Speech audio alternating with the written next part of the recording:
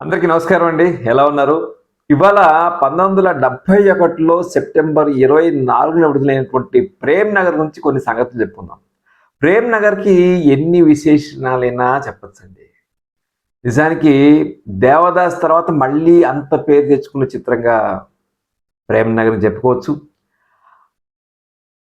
Suresh productions వాళ్ళకి ఇప్పటికీ ఎప్పుడు రిపీట్ రన్‌లో అయినా మంచి లాభాలు తెచ్చే సినిమాగా చెప్పుకోవచ్చు. 'అక్కినేనికి' రిపీట్ రన్ సినిమాలలో నంబర్ 1 సినిమాగా చెప్పుకోవచ్చు.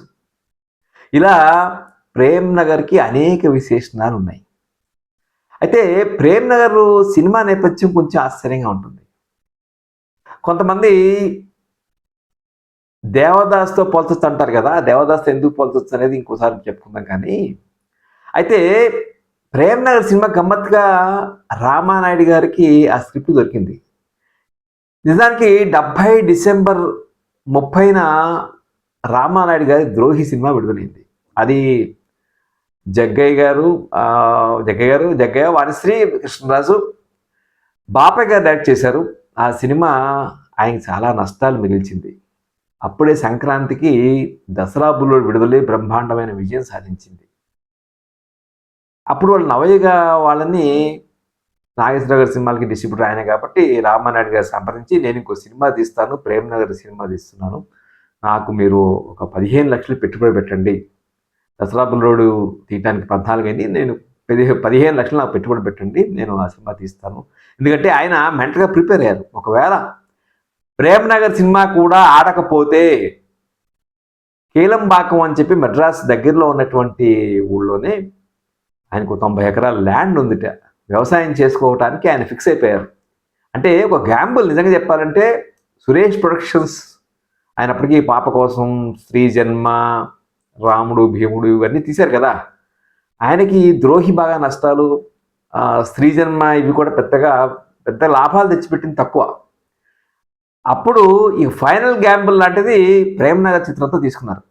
'ప్రేమ్ నగర్' స్క్రిప్ట్ ఆయనకి డైరెక్ట్గా దొరకలేదు. మీకు తెలుసు ఆంధ్రప్రభలో కోడూరి కౌశల్యాదేవి గారి సీరియల్ ఇది, ఆ 'ప్రేమ్ నగర్' సీరియల్గా వచ్చింది, బ్రహ్మాండమైన పేరు తెచ్చుకుంది.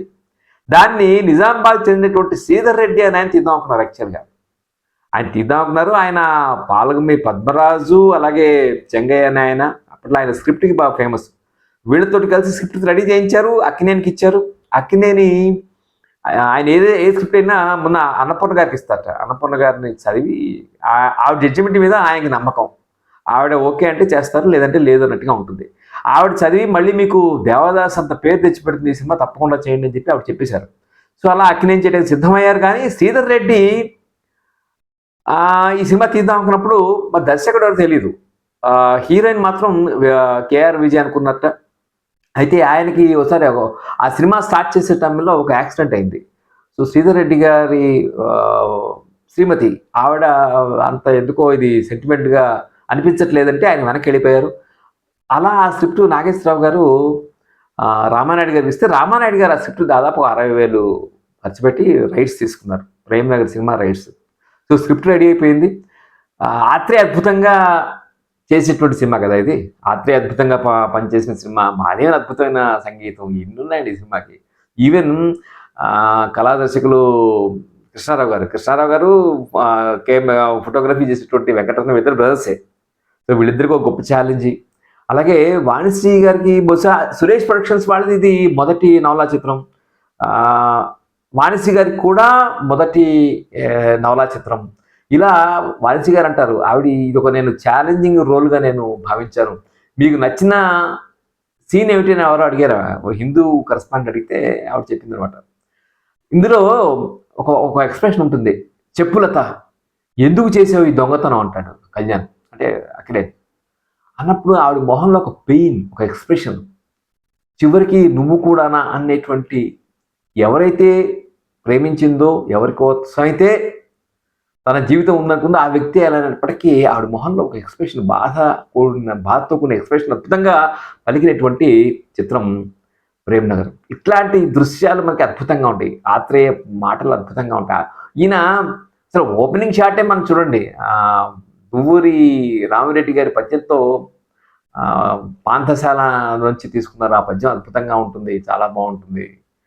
అక్కినేని పాడుతూ రావటం కానీ, ఆ వెనకే రామనాయుడు గారు కూర్చుని ఉంటారు. ఆ తర్వాత డిస్కషనే ఓపెనింగ్ షాట్లోనే దేవదాస్, మీరు దేవదాసులా తయారవుతున్నారా, మీరు దేవదాస్ని ఫాలో అవుతున్నారా అని ఎయిర్ హోస్టెస్ లత పాత్ర అంటే దేవదాస్ అంది వచ్చిన ప్రేమను పుచ్చుకోలేకపోయాడు. నేను అలాంటి వాడు కాదు అని చెప్తారు. సో బహుశా అది అది ఆత్రేయ ఒపీనియనా, అక్కినేని ఒపీనియనా అని చెప్పి నాకు అనిపిస్తుంది. సో ఈ సినిమా గొప్ప, అంటే సినిమా నవల నా సినిమా మీద ఒక కంప్లైంట్ కాదు, కానీ సినిమా నవలను చాలా మార్చారు అనేటువంటి ఒక కంప్లైంట్ లాంటిది ఉంది సినిమా మీద. అయినా కూడా ప్రేక్షకులు ఆదరించారు. చాలామంది సినిమాలో అప్పటి వచ్చినప్పుడు సినిమాలో పాటలు ఎక్కువైపోయాయి అనేటువంటి మాట వినిపించినప్పుడు అది నిజం అనిపించినా, అప్పటికీ పాటల వల్లనే ఆ సినిమాకి అంత రిపీటర్స్ వచ్చాయండి. అది చాలా ముఖ్యమైన విషయం. ప్రేమనగర్ని ఈనాటికి మళ్ళీ మళ్ళీ చూస్తారంటే ఎన్ని పాటలు అంటే నిజంగా. ఫస్ట్ నేను పుట్టాను, ఈ లోకం నవ్వి, నేను పుట్టాను ఈ లోకం ఏడ్చింది అనే పాటలు అద్భుతమైనటువంటి డ్రైవ్ ది డెవిల్ అవుట్ అనేటువంటి ఒక ఫిలాసఫీని చెప్తారు. ఆత్రేయ అద్భుతమైన ఫిలాసఫీని తన పాటల్లో మాటల్లో అద్భుతంగా చూపించినటువంటి సినిమా నాకు ప్రేమనగర్ అనిపిస్తుంది. అలాగే నాగేశ్వరరావు గారు మళ్ళీ దేవదాస్ తర్వాత ఆ స్థాయిలో బ్రహ్మాండంగా నటించినటువంటి సినిమా ప్రేమనగర్.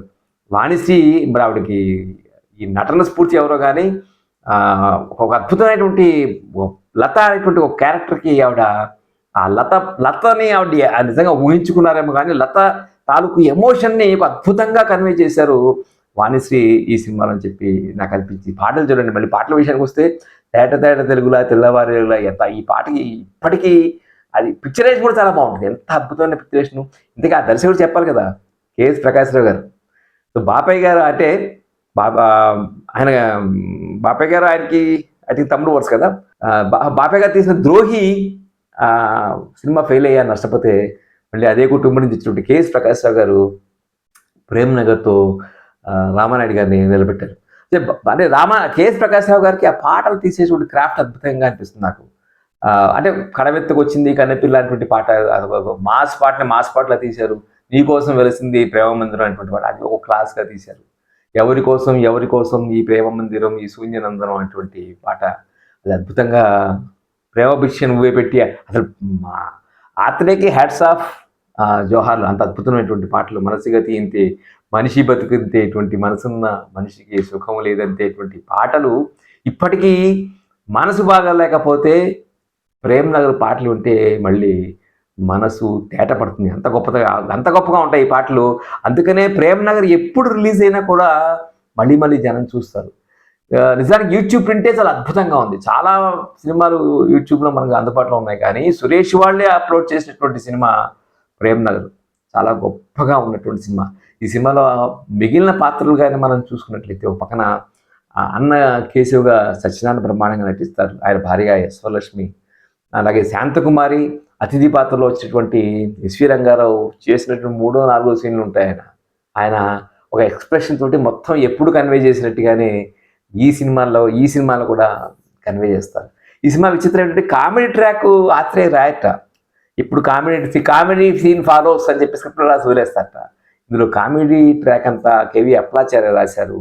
అంటే ఒక రాజబాబు, రమాప్రభ, కేవి చలం వీళ్ళతోటి ఒక కామెడీ ట్రాక్ పెట్టించారు. అయితే ఉంటే ఈ ఊళ్ళో ఉండు, పోతే నీ దేశం పోరా అదొక పాట ఉంది కదా, లక్ష్మీ ఛాయ్ అంటే బాంబే డ్యాన్స్ రాజులో లే నా రాజా 2 పాటలు ఉన్నాయి. బట్ ఒక పాట ఉంటే సరిపోతుంది. మాది బహుశా ఈ పాటల కంప్లైంట్లో ఒక పాట, అది రెండిట్లో ఒక పాటలు ఉంటే బాగుంటుందేమో చెప్పి నాకు అనిపిస్తుంది. కానీ మిగిలిన పాటలన్నీ కూడా బ్రహ్మాండమైన పాట. ఇందులో గుమ్మడి కూడా ఉన్నారు. గుమ్మడి, అలాగే పెరుమాళ్ళు కనిపిస్తారు మల్లు అనేటువంటి పాత్రలో. మాస్టర్ వెంకటేష్ ఈ సినిమాలో ఒక చిన్న పాత్ర, ఐ థింక్ చిన్న నాగేశ్వరరావు పాత్ర పోషిస్తారు.